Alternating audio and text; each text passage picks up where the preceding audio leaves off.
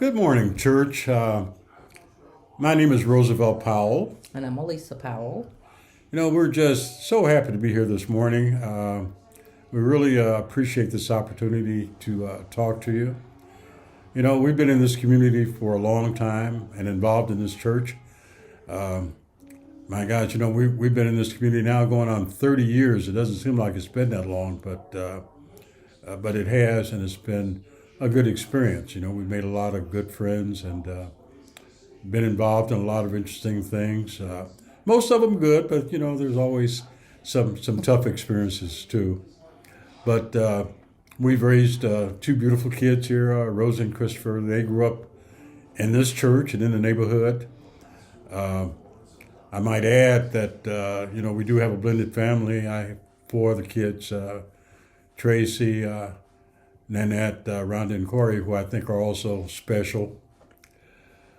But in particular, Rose and Christopher, though, they went through elementary school, middle school, high school in this community, and then on to college.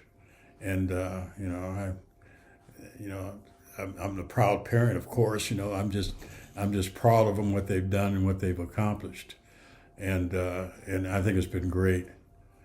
But during the years they were growing up, they, like any other youngster, they had questions about things. Dad, why doesn't this person like me?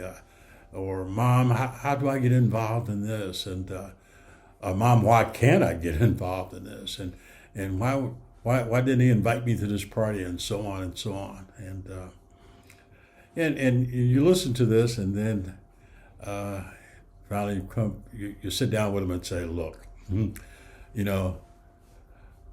God gave you his beauty, and and you're beautiful in his eyes, and he gave you unique skills and abilities with the intent that you use those, to improve the things around you and help others.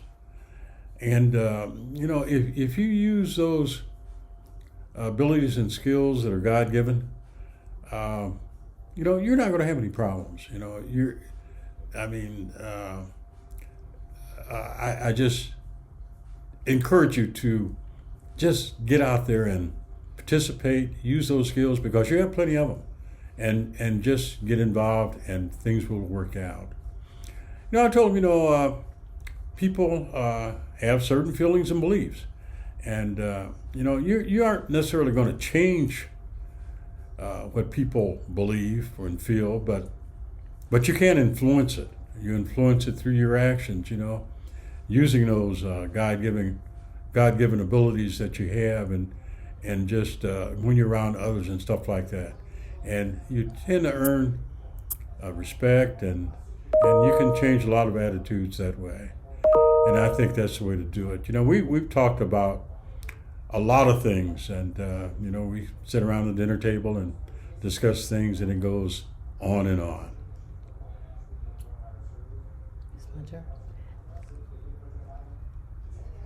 Well, for me, after we decided we were going to do this, I had to think about what it was that I would like to say.